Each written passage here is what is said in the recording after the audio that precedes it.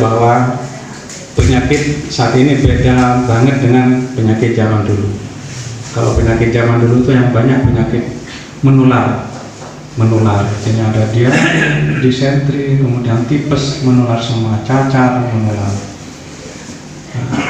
Sebaliknya zaman sekarang penyakit menular itu sudah menurun trennya, tapi yang meningkat malah penyakit yang tidak menular, kepada pemateri dan Bapak Ibu hadirin, langsung saja Pak Anam ya. Jadi apa yang dijelaskan tadi berkaitan dengan germas ini, terus kalau perlu nanti dikembangkan melibatkan NGO yang lain Pak ya. Saya punya NGO Libda, dulu pernah menjadi ikut andil di kegiatan Dinkes, kegiatan TB baru ya. Jadi kalau perlu melibatkan NGO lainnya. Saya mewakili dari perguruan tinggi Pak ya.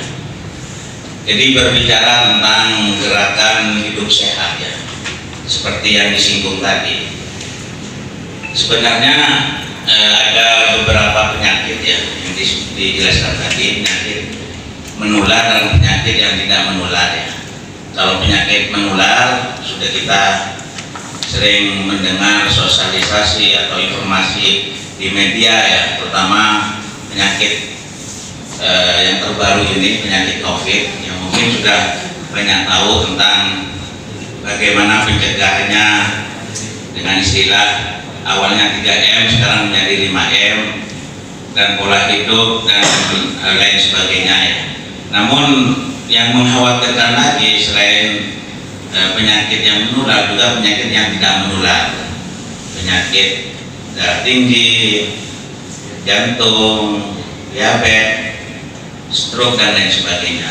Ini terus terang perlu adanya gerakan dari masyarakat yang dipelopori oleh Dinkes serta leading sektor yang lainnya, perlu secara gencar disosialisasikannya, karena terus terang banyak masyarakat yang tidak tahu hal ini ya, sehingga pola hidup yang ada di masyarakat, apalagi di Madura ini tempatnya garam ya, montak masak, montak ADR, montak minyak budenah orang saya ya, sehingga yang terjadi banyak masyarakat kita terutama yang ada di Madura itu hampir rata-rata banyak yang darah tinggi Pak ya.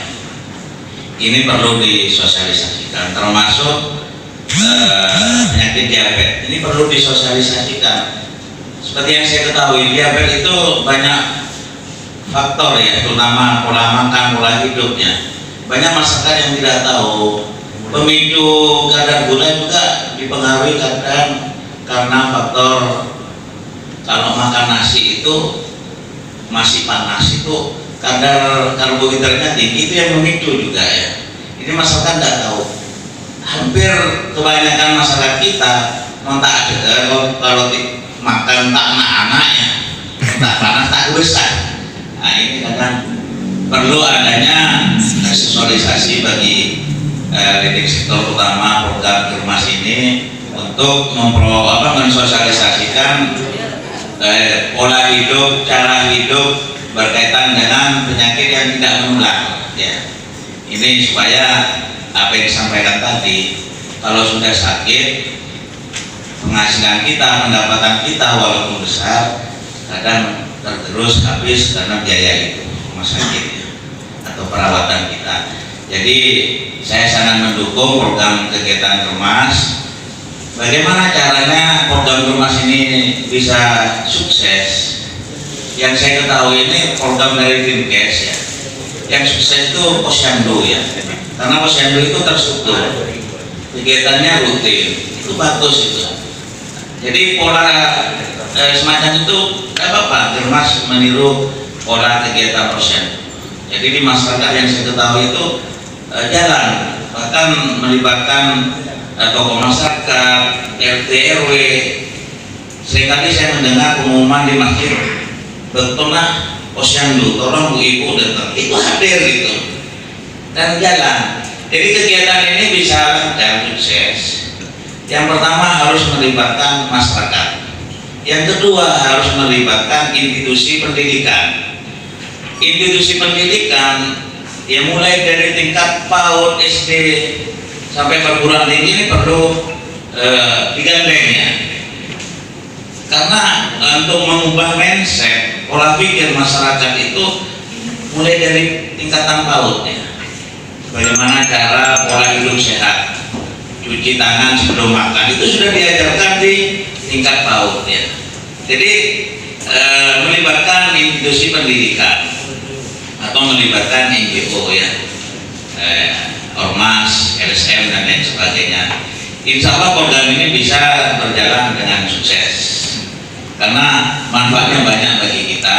Kalau masyarakat Pamekasan sehat ya, maka masyarakat sehat, jadi Pamekasan bisa hebat ya. Kalau masyarakatnya sakit-sakitan, jangan harap Pamekasan hebat gitu ya.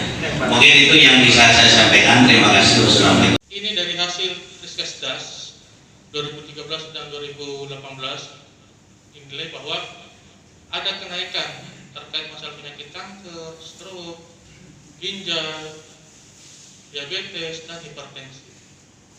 Ini adalah salah satu permasalahan-permasalahan terkait penyakit tidak menular. Kemudian jumlah penyakit tidak menular, kalau kita melihat total hipertensi tahun 2020 699 jiwa terkait masalah hipertensi. Kemudian diabetes 181 dan asma 53.368 jiwa penyakit tidak menular.